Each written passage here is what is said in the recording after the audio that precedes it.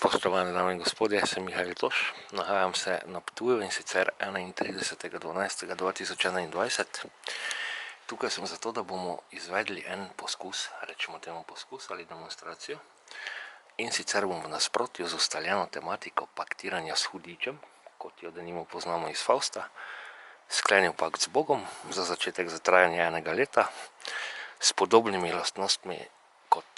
Mefisto stoji v paktu s hudičem ob strani, bo sedaj stal meni ob strani Bog Sonca in čez 1 leto bom poročal, kaj se je dogajalo, ali Bog obstaja in ali je smiselno